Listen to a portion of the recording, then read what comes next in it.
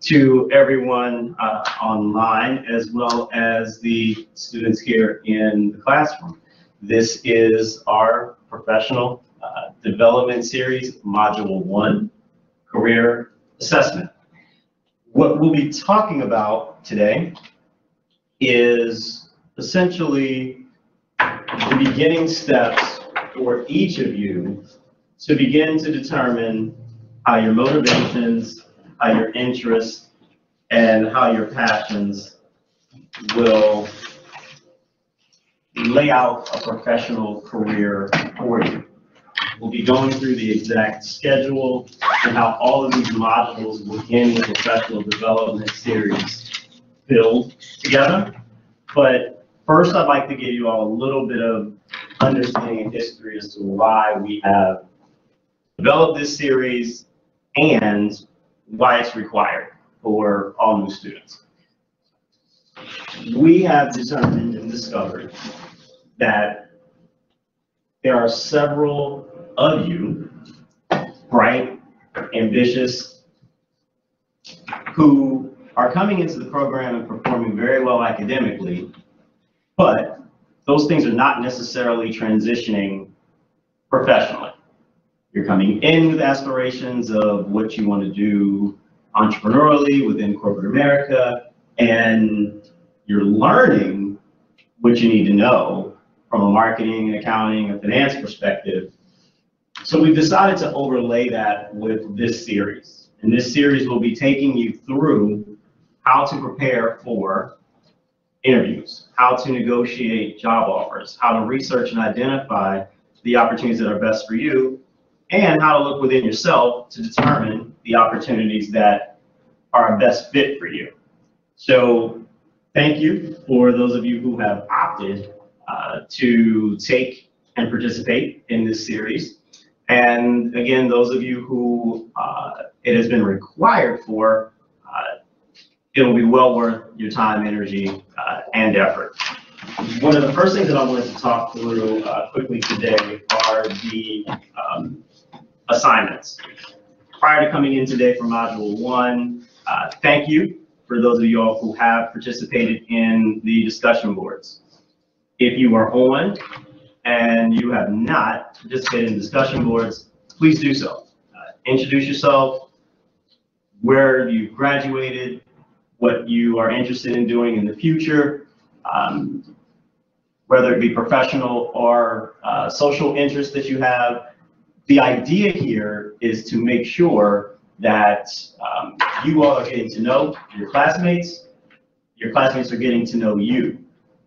I've earned my MBA, and I learned just as much from my classmates and their interests and their backgrounds as I did from the learnings through the program. And I want to make sure all of you all are having those experiences as well. The video, those of you all, I understand I got a few questions about uploading those and so on and so forth. Let's not focus so much on that right now. I certainly will pay attention to them, take a look at them, give comments, feedback, but I want to make sure mainly the discussion boards we're working on, and most importantly for today's exercise, that the career assessment through career leaders has been completed. Now, for those of you all who are here in the classroom, how many of you have completed and uploaded to Blackboard your career assessment? 1, 2, 3. Okay. Were there issues with? Yes. Okay. Make sure at the end we have a discussion. Well, I'll determine if it was whether you guys needed codes or because I have to go in and make sure that everybody has the right login credentials and entry all in the system. If there's anyone online, please contact me through Blackboard, or feel free to send over an email letting me know that you are having issues, and we'll get that done.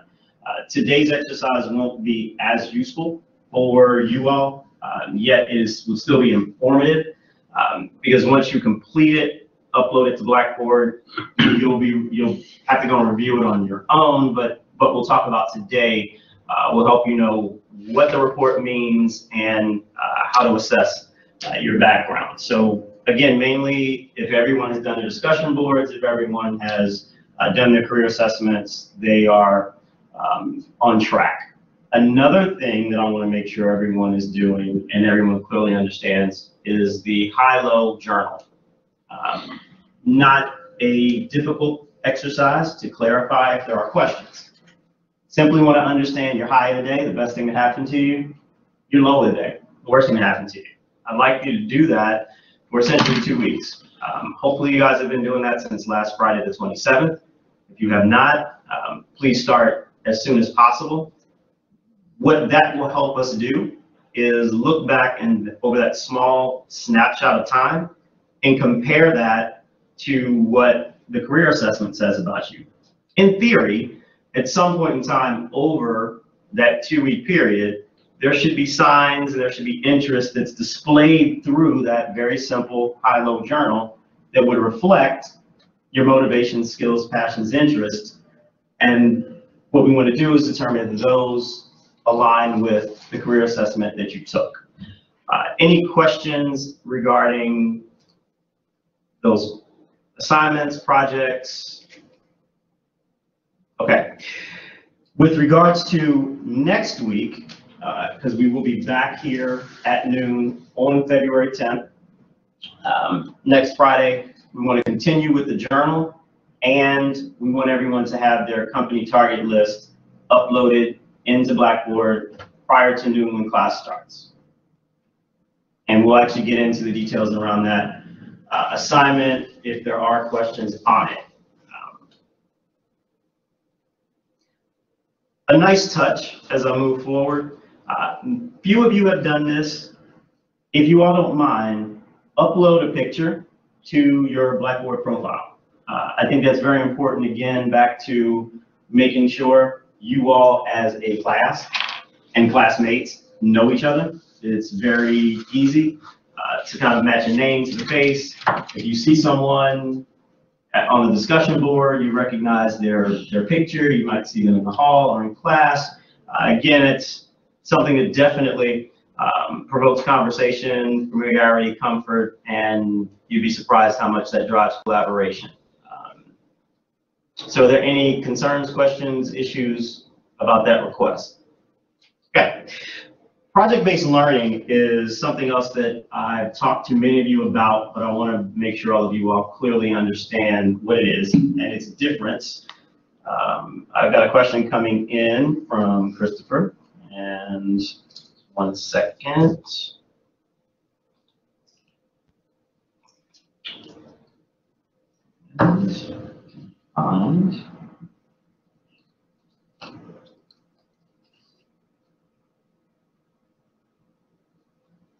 Okay, the high-low covers all aspects of our personal life, are limited to, okay. We certainly don't want things to be overly personal. If there's something that you don't want to share, we certainly respect that. But in theory, the things that you enjoy, you know, my high of the day yesterday was catching Scandal on DVR. And Scandal's one of my favorite shows because of ABC. That's social or personal, but again, it's not sharing anything that you wouldn't want to volunteer to the class as a whole. What I, as a coach, would listen for and seek in that simple comment is why you enjoy Scandal or why you like Scandal. It may be because of the politics, and if you enjoy politics, that might mean there's a certain type of company culture and organization that you may thrive in versus others. So I want it to be natural and very simple. It shouldn't be anything forced to be professional or forced to be developmental. Really just want to make it natural. And we'll kind of sift through and decipher what makes the most sense then. Does that answer your question, Christopher? Hopefully, yeah, it does. With regards to project-based learning, If any of you have come to room 435, you have seen this particular document on display. If any of you have gone through your recent emails and seen an email from me with project-based learning in the subject line, you have this document. In order for the students, as I open the classroom, to take that intellectual power, business acumen for running the classroom, and be able to take those things out into the workplace, experience is essential. And one of the main things that's preventing a lot of the students from getting those opportunities that they're seeking is a lack of background and experience on their resumes. So you will hear me throughout this series talk a lot about resume builders and doing things and spending your time to build your resumes. So when you're applying for certain positions or when individuals are looking for people for roles that you aspire to, they're finding you and information and opportunities are coming your way. Right now we have project-based learning opportunities that if you're not working full-time and you have time during the day, as our classes are in the evening, you can use that time to gain skills on these projects, whether you're interested in marketing, whether you're interested in IT, whether you're interested in financial services. All of those opportunities, or accounting for that matter, are listed. I did ask that everybody submit cover letter resumes through that link by Wednesday. But if there's anyone who has an interest, please contact me via email immediately after class and let me know that you've gone in and submitted, and I'll certainly go back through and try to include you in that selection process. Are there any questions around project-based learning and how it is different from this course, the professional development series? Excellent. We'll get into pie theory in a moment. There's a slide on that, but I did want to talk through essentially entrepreneurship versus corporate quickly. I noticed that the vast majority of you mentioned something about entrepreneurship in your discussion boards. And I think that's phenomenal. I think that's great. I believe entrepreneurship needs to be a part of our aspirations, a part of our alumni base, and is truly where you can really begin to amass influence and wealth. Yet I want to be clear on two major things. The first is, if you are pursuing a corporate opportunity, you want to be very careful about how you discuss your entrepreneurial aspirations. Because a company is looking for you to come in and be an entrepreneur, to be an entrepreneur for them. They want you to run that desk, they want you to run that team, they want you to be responsible as if it was your own money, your own time, your own investment, but they want you to do it for them. So if you're telling them that ultimately you want to go and start a consultancy, the challenge is going to be they may think that you're not invested in them and don't want to be with them for the long haul. And they're smart. They know that that's probably how you feel anyway, but you don't want to be so overt as to state that. Point number two, it's very smart to build your network and to build your training prior to going into entrepreneurship. There have been plenty of entrepreneurs who have been successful without it. Bill Gates, Mark Zuckerberg, you name it. But in theory, those entrepreneurs who have been successful have built a network while they've developed their corporate career, and at the right time, they made the transition to being entrepreneurs. So think about that as you make your ultimate decisions and moving forward with regards to career assessments that we'll talk about today, and as we move through the professional development series. Any thoughts, concerns, criticisms, perspectives on that? Okay. We're also going to take a quick slide and talk through concentrations and specializations as that relates to some of the careers that many of you have been able to go through and identify as careers of interest through your assessments currently. And I did talk earlier about the importance of collaboration and networking, and specifically meaning with each other, not just members of your class, not just members of your program. Masters in project management students should be hanging out with MBA students, and masters in professional accounting should be hanging out with students in hospitality and vice versa. You truly want to make sure that whether it's program, whether it's country of origin, whether it's neighborhood, whether it's just proximity to classes in the building, you're seeking out and getting to know classmates. Because they'll be the ones that'll remind you, oh yeah, we have that professional development 601 series tomorrow. You need to log in or come to class. They'll be the ones that'll tell you, hey, did you hear about, Bristol Myers Squibb is looking for individuals for their information systems management associates program. You'll hear it from me. I'll make announcements through this forum in this class, but it helps you stay connected and collaborate. And at the end of the day, when you're sitting in the corner office and you're trying to think through a complex problem, the individuals that you are sitting in class with and interacting with now will be the ones that you'll reach out to for advice, for insight, for help, for perspective. You might be the finance jock and have very little interest or passion for marketing. But if you're running an entire organization, you've got to know how to market. And if you have a complex marketing problem, that marketing genius that you sat in the same row with back in business school, that'll be the person that you call. See, it looks like another potential question. Maybe not. Okay, moving forward.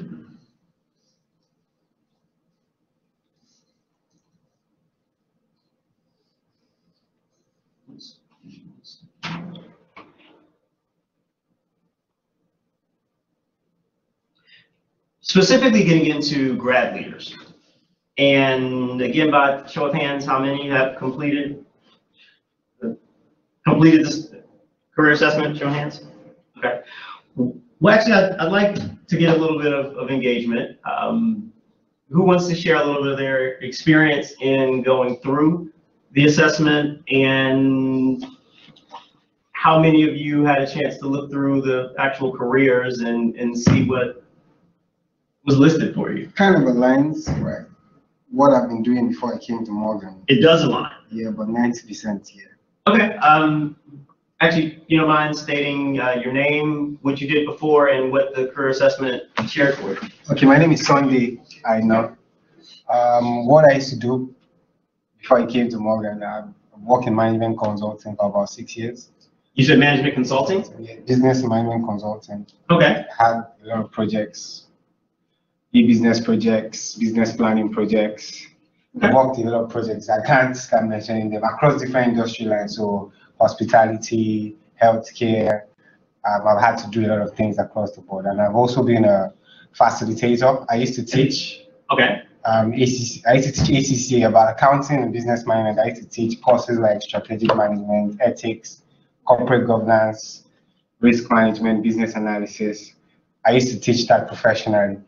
So I have a very good finance background, and I also have a very good business management background. Okay. So when the results came out, it told me I was good in collaboration, which is true, because you can't be a management consultant without learning about collaboration. True. It also tells me I'm good quantitative analysis, which is also true, because you can't be an accountant without understanding figures. Very true. It says I'm good at influencing people. And what? It says I'm good at influencing people. Okay. It says I'm good at teamwork. So it's about very correct. I think it's very correct. So he gave me some courage.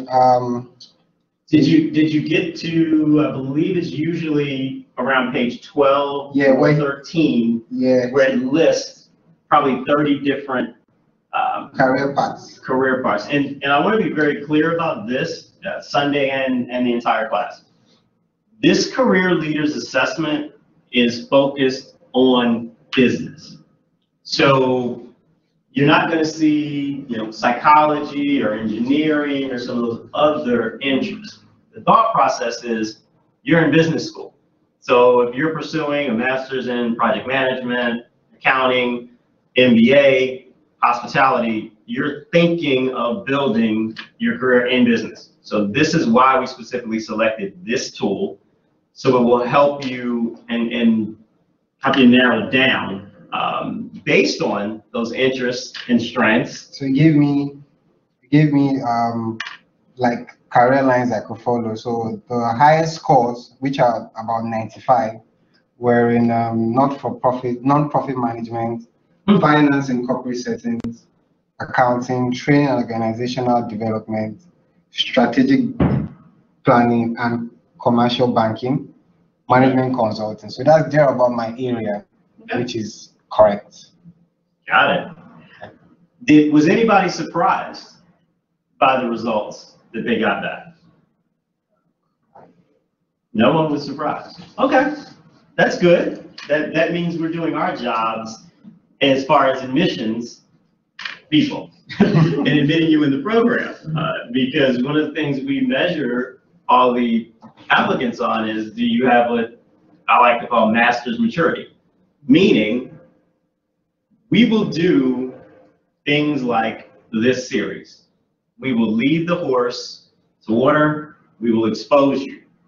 It's truly up to you all as individuals to take full advantage of what you're learning through this series, what you're learning in the classroom, and to position yourself ultimately for what you want to do. If you're mature enough to know what you want to do, you're given the tools here to determine where are the gaps, what do you need to do, what do you need to learn to do it. We aren't connecting the dots. That's not our immediate responsibility. We're here to help and to support you, but you all have to know where you want to go, and we help you drive that, drive toward that dream. That part make sense? Okay. What we have here now, for those of you all who have not had the opportunity to complete the career assessment, or if you've completed the career assessment but not gone back and taken a look at it, studied it to see your personal outcomes. Essentially, the tool will take you through results around core activities, it'll take you through key interests, and then it'll take you through essentially to learn more. It looks as if there's a question from Michael. Give us 1 second.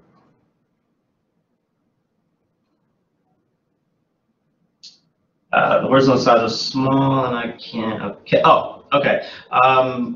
What we will do in that case, Michael, this is more of explaining what the career assessment is trying to tell you. We're not going to get into the specific example of what you're seeing here on the screen. Once you've completed your assessment, you will have a page or a slide exactly like this.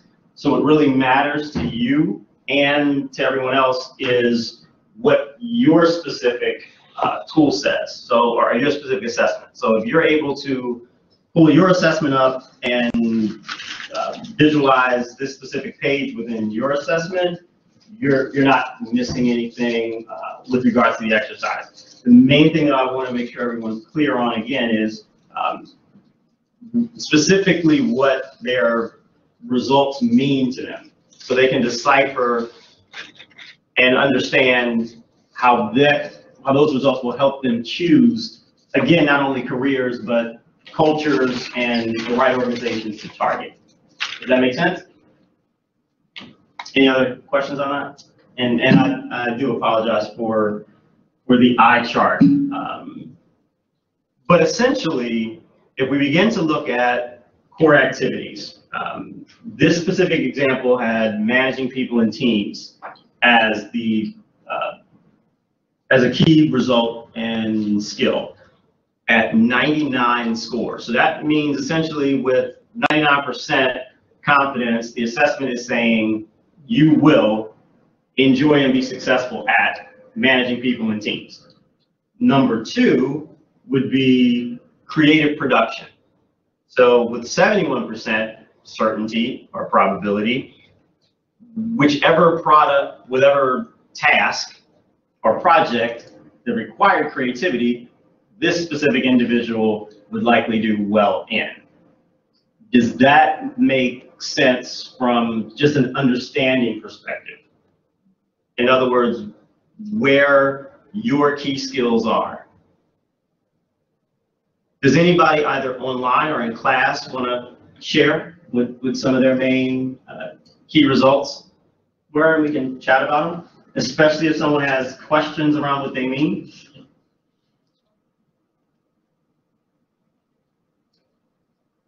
No takers. Okay. I am certain as we get into module 2, more questions will come, and I also do understand that there are some individuals that have a few technical difficulties and have not been able to complete project yet. And I think this is a good introduction to pi theory. When I spoke earlier about the students that perform well academically and were ambitious, they manage the performance part. You're here to study, you study well, you make the grade. And don't get me wrong, that is extremely important. For those of you all who I've had in-depth conversations with, I'm sure you've already heard me say, and if you haven't, you'll hear me say it again and again and again. You have to know something to know someone. People get into the concept, oh, it's all about who you know. There is certain absolute credence to that. But if you're not adding value, if you're not bringing intellectual capital, insight, perspective, knowledge, a mentor, sponsor, faculty member, what have you, it's going to be very hard to have that Rolodex and network of knowing someone. Once the performance piece comes in, there's still 2 other key aspects. One's image and the other's exposure. Image means this. If I say perception is reality, someone explain to me what that means to them. Perception is reality. How you think? Jadev? Hold on one second. I mean, in my opinion, what That's all it is. No wrong perception is reality. It harkens to the fact that what someone sees in you, what they maybe, for example, your first impressions or how you carry yourself, even though they don't, see you, throughout every hour of your life, the hours that they spend with you, for them, that's their own reality. That is who you are to them. Absolutely correct. So I'll give you a professional example. There's a student who interned last summer. And it was a challenging internship. The student knew that going in. He was ready for the challenge. The particular intern had 2 managers.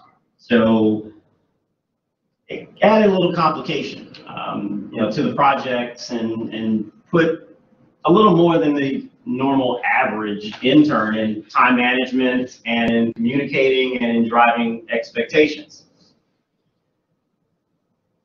There was a specific scenario where one of the managers walked past this intern's cube and did not see the intern there.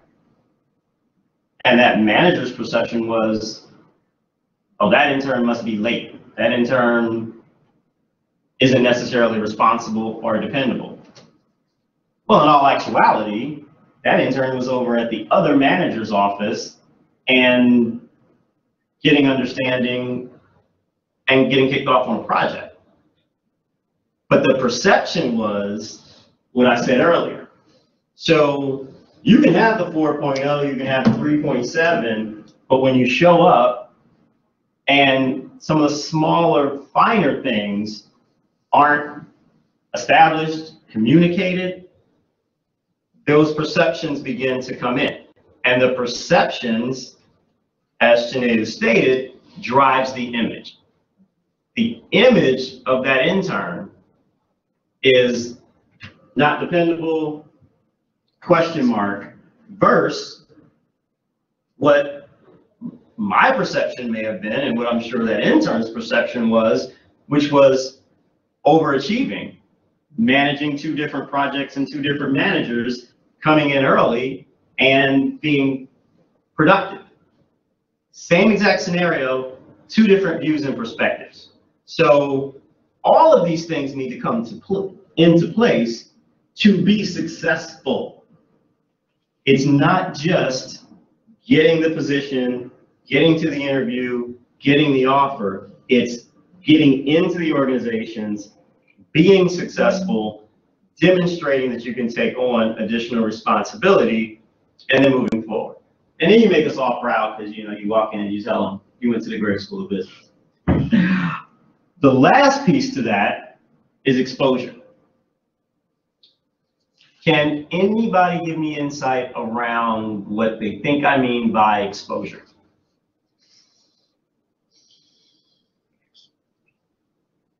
When I was in school, business school, we did things called cold call. Anybody know what cold call is?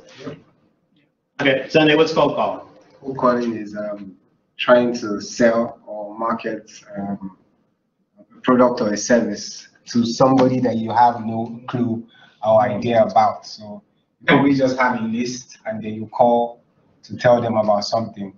It can be the most difficult type of market. It is a very difficult concept, and as someone that has a background in sales, I appreciate that, and you are technically correct. Where I was going was more in an academic setting. Cold calling is when the faculty member essentially calls you out by name and doesn't wait for you to volunteer to answer the question. So what we will be doing moving forward. That's also difficult. Exactly. So what will be happening moving forward is, don't be surprised if you get called out to answer certain questions. And those of you online, don't think that you all are able to sneak through either. Okay. But I will take this one. If you have the performance, again, you are exceeding expectations professionally. If you have the image, dressed the right way, interacting the right way, communicating the right way, you still miss a very valuable piece to the ultimate success, and that is the exposure. Remember earlier we talked about you have to know something to know someone. Well, the performance and the image solidify that for you. The performance and the image mean you know something. Now the exposure part is getting you not only to know someone, but the right someone. Whether that person is someone who has information that you need to do well on a project or a report, whether that means someone who's a hiring manager for an opportunity that you, or a promotion that you're going after, whether that person is a senior executive in the company who has something in common with you that is willing to mentor or sponsor you, those are exposure items. So whether we're talking about positioning yourself here at the Great School of Business, whether we're talking about positioning yourself at your future internships, you want to make sure you're thinking about every single aspect of the pie theory: performance, image, and exposure. Our students, I'll be very frank about this, nailed the performance part. Did not spend very much time thinking about the image part, did not spend very much time thinking about the exposure part. The last 2 are what we're going to be focusing on. But again, you all will get out of it what you put in. The more you're asking, the more you're engaging, the more I'll be making sure I'm bringing in certain things that will help you all. All right, clear? Now back to our career leaders. Again, for those of you all who have gone through this, hopefully you're following along. For those of you all who have not been able to complete or submit, again, It was due today. But once you do, hopefully this will help you understand how to interpret and decipher. This specific slide lays the motivators. So this is an example of a motivator. The top score was an 11, and this individual's main motivator was financial gain. Second motivator, intellectual challenge. Third motivator, autonomy. So what does it mean with regards to financial gain? And actually, by show of hands, if your main motivator is financial gains, is that a good or a bad thing? Good thing, raise your hand. A good thing. Okay. Bad thing, raise your hand. But you can't do both. We got a hedge fund manager or something over here just trying to play the middle. Actually, well, I'm going to allow you to state your name and your position on the question, and then we will have the opposite. Okay, my name is Femi, and I don't agree that financial gain should be the main thing, because when the money is gone, it has to be something else that drives you. So, and secondly, I feel if the main thing you're looking at is just money, you will miss the actual, how do I do it now? You won't have a right direction towards what you should get. So, I don't feel financial gain should be the main thing. I know where you're going, and I respect it immensely. But I'm interested to hear the other debate. Okay, my name is Tony, and I will basically say, because I've done the career assessment, and I found out that one thing I found very interesting was the intellectual challenge. Okay. Because I realized that, like, now I go to a company and they decide to pay me, like, let's say $20,000 per year. Let's just say that is low amount, but let's just say that's like for a graduate, like I'm still in school. Mm-hmm. So let's say they decide to pay me like $20,000 per year. So, and I'm not learning anything from the place. I'm just there, like, for just being there, and I'm just sitting down, just looking for like a figure to like just like calculate on the calculator and all that. And I realized I'm not gaining anything. Then the money to me isn't useful. I prefer to stay at home and do nothing and develop myself than to go to that kind of company and, like, you know, just get the money and just go. So that's why I said it's both good and bad at the same time. Okay, and that is an extremely valuable point, especially to explain to everyone how to interpret these motivations, or motivators, because we're gonna, in the next week, start talking about your company criteria. And we're going to be determining everything from geography to salary to public versus private to culture, all of these different things. I'm going to be asking you all to decipher and understand about yourself and essentially put in a list. And a lot of times it's a daunting task to just look in the mirror and know those things about yourself. But these motivators will help you, and it'll help you determine what makes you tick and what environments you'll be best at. Some people see financial gains and they think, oh, the ultra capitalist, the selfish person, the person that's only out for them. And there probably are some individuals like that, the Gordon Gekko, greed is good type. How many of you all have seen the movie Wall Street? Michael Douglas? Wolf of Wall Street? Well, there's a movie called Wall Street. And this probably precedes you all by some time, but it's a classic, and I'm going to make a mental note to include, I've got some more. I'm going to make a mental note to include a few clips. I won't bore you all, but include a few clips of Wall Street and some of the more controversial parts of the film to just begin to think about these concepts. But ultimately, and this is just my personal view that I'll share, two things make a difference: money and masses. So if you have the wealth and you have the money, that's not a bad thing. If you have the wealth and you have the money and you use that influence to help people and to help causes that matter to you, then that takes a lot of the selfish aspect out of it. So much is given, much is expected. So I have no issue with the hedge fund managers that go and make $300,000–400,000 a year, as if they're passing on that information and knowledge to people to help them become independent. If they're taking those dollars and supporting individuals in need. But if they're taking it and, you know, buying fancy clothes in third and fourth houses, and meanwhile people are, you know, hungry and uneducated, you know, that's, but again, that is not a position of the university or the program. That is just Mr. Fletcher speaking. Are there any aspects and motivators on you all's list that you all had questions about and didn't really understand? I know we only have a few moments left in the session and a few more slides to get through, and I can make that happen quick, but this is very important. Were there any questions? Okay. And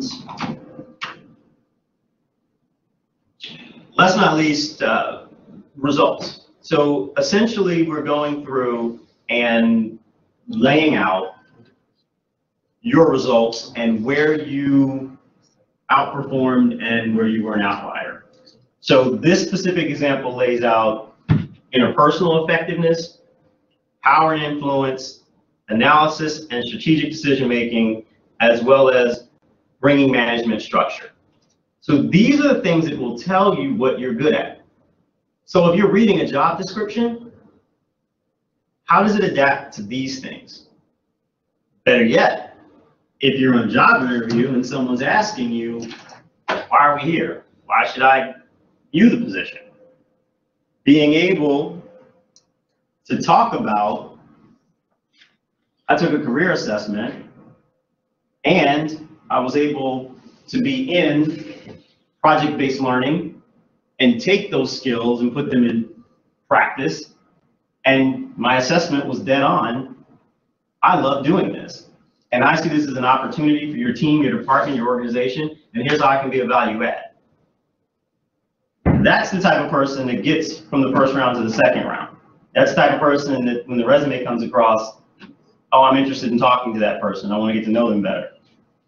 Versus, oh, well, I heard of your company and I'm a project management student and you guys have a project management role. You see how these are very different interaction points? Any questions on results? Okay. Concentrations and specializations. There were a few of you, and actually at least everyone in the room, for the exception of one or two, were at orientation. So I'm not going to spend that much time on this. If you are logging in or logging in virtually and you were not at orientation and you've got some questions around concentrations, let's make sure we're talking about that. I know the vast majority of you all are in your first semester. The idea is, especially if you know your concentrations or what you aspire to for concentrations, let's talk through that now so you know the electives that you need and the electives that are required. As long as you're following the course sequence, you will not get into your electives if you're an MBA student until your third semester. But there are project management students that right now are taking some electives. So I feel it's important to let everyone know what they can get concentrations in. So for MBA students, what the concentrations are approved are finance, accounting, international business, and marketing. We are also developing specializations. What's the difference? Your concentration upon graduation, if you take 3 electives in that discipline. So if you want to do finance, all 3 of your electives have to be in finance. Accounting, all 3 electives in accounting. And there is a challenge to that because we have to make sure that the courses are offered in the time and the sequence that you all need them to make sure you can take them in time to graduate. Some classes are only offered in fall, some classes are only offered in spring. And the reason that we have the course sequence the way it is to limit conflicts with schedules. Meaning, if you don't follow the course sequence, you very likely may get to a point where a class that you need is offered the same day and same time as an elective that you might need, attempting to get a concentration. So these are things you want to definitely think about ahead of time.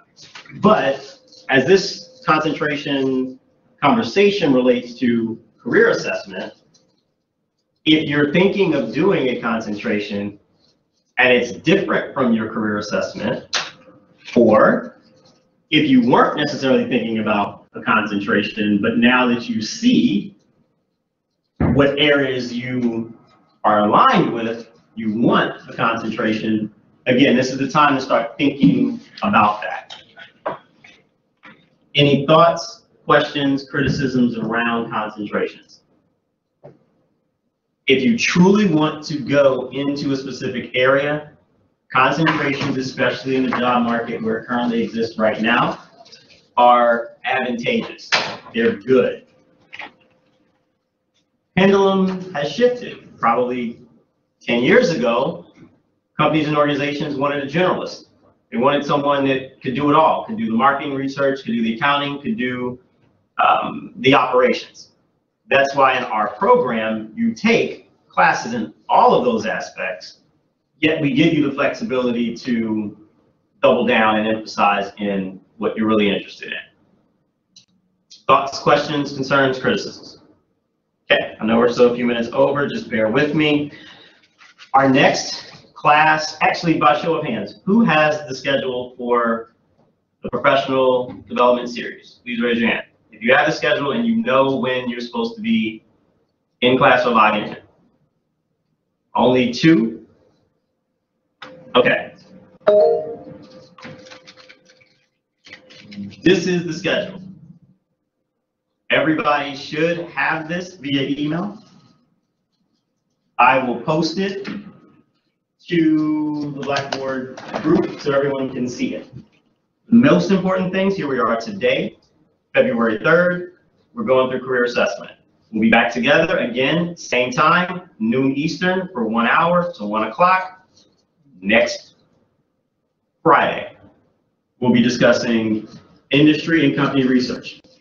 This is where you'll begin to know what you need to know about companies, how to identify which ones are the best fit for you, again, based on your criteria that you'll be developing. That'll be the assignment for this week. Then we'll get into the career coaching week of February 17th. February 24th, we'll get into resume writing. I'll make this disclaimer right now. International students, notice the exercise is resume writing, not CV writing. If you all are, and I'm very serious about this, if you all are applying for positions back at home, whether it be for summer or for full-time, if you're applying for positions in Europe, by all means, have your CVs, use it. Here in the US, if you apply for a position with a CV, 9.7 times out of 10, regardless of what's in your background, you'll be put in the no pile. It's just, it has nothing to do with a judgment. It's simply the way that recruiting and talent acquisitions happens here in the States. And if you're applying and you don't realize that nuance, what else don't you know? And the idea in applying for positions is you want to show the value add that you have. You want to show that you can hit the ground running. You don't want to come in as the person that they feel like they need to train and develop. They don't mind doing that for someone that's up and running. Any questions, thoughts around that? Okay. I'm not going to go through every single session. Again, I'll make sure this is posted within the group, but I do want to highlight and make sure everyone has on their schedule. April 5th. April 5th is highlighted. That is a Wednesday. We mostly do everything with regards to the professional development series on Fridays, as you see. There is a Wednesday activity. The asterisk there highlights that that is the Spring MSU Career Fair that I would like for everyone to make arrangements to attend. I know some of you are working. I would strongly advocate potentially taking some time that afternoon, that day, a few hours off to participate in that career fair. Any questions around that? The other date that I'd like to emphasize is April 21, Master's Career Day. When you go to the MSU Career Fair, you will be interacting with probably close to 200, if not more, companies. They'll be looking for opportunities with undergrads, with master's students, large event. What we're doing around Master's Career Day is we're having a smaller event, but more dedicated to you all as master's students. So it might only be 10 or 15 companies here, but you know they're here looking for applicants at your level. And they'll be doing information sessions, potentially interviewing on the spot, as well as having booths set up. That'll be here in this building. And it'll be that afternoon, essentially 1 to 4. So again, try and let you all know months ahead of time so your calendars are blocked off for those live events. Any questions? All right, and lastly, Q&A. All right, so any questions on the assignments that are due next Friday? Yes. Okay, I want to ask about the high and the low journal. Sure. Okay, I just started yesterday because I just saw it yesterday. No problem. I wanted to ask, like, I wanted to do for the previous days, but I found out that I couldn't do it, but it will show that I did it yesterday. Okay. And the date will show. So here's, with that specific exercise, if you can remember and go back, all you have to do is, because it should be an Excel spreadsheet. So you can just put, date 127. If you remember your high and your low that day, plug it in, and I keep tracking that all the way through at least until next Friday. Because I think that gives us a good 2 weeks. And as you're going into the coaching sessions, which would be module 3, those are some of the things that we'll be looking out at. Just to look for patterns. If there aren't things in, it's very important to look at not only what you think is going to be lucrative for you, and not only what you are passionate about and what you're interested in. You don't want to pursue something that you're not going to be passionate about, because right now in this global economy, you have to love what you're doing. You have to be, it can't be a problem for you to be, on a blog or reading and commenting on, the LinkedIn group for your industry at, 11 o'clock at night, or up 6, 7 in the morning. And it takes time to really find the thing that you love that much. But that is why this series is so important, and why it's so important to think about this, because you will be great at whatever it is that's that purpose that you've been given. And it'll never feel like a job. It'll always be fun. And that way, all of the other things, the dollars, the cents, the recognition, all those things come with it. So what I'm trying to do with this high and low exercise is just from a very small snapshot, compare that to the assessment, and hopefully we're seeing some links. Take, for example, you are an MBA student. So maybe your high of the day was, working on your taxes, or, a friend of yours, said, hey, I'm working on my taxes. I have no idea how to do this, but you're an accountant, so help me. And that was a real exhilarating thing for you to do that day. Well, ding, okay, yep, as long as your career assessment has accounting, and that's what you're saying you want to do, and some of those things fit, it makes perfect sense. But as I told Christopher, don't force it. Don't force it at all. If that wasn't your high of the day, and your high of the day was, going and seeing kids play in the park, then that's what it was that day. And then maybe there's a way to see other patterns in that and make a better determination of not really shifting the career assessment and saying that it's wrong, but maybe you want to go and you want to do accounting for a medical hospital, and you can marry both of those interests together. So one day you get tired of the A to Z of accounting, you still feel that fulfillment by being around and helping children, and you're still fine with putting in those extra hours and all of those things because it balances you out. Does that make sense? Other questions, concerns, criticisms, thoughts? Okay. I appreciate everybody who's logged in. I appreciate those who have come in class. I look forward again to the continued discussion boards, especially for those of you all who have not participated. We'll be looking for that and monitoring that, wink, wink, and certainly getting the rest of the assessments submitted and uploaded through Blackboard. And again, as questions come up, specifically regarding next week's assignments, feel free to contact me. Thanks so much. Appreciate your time.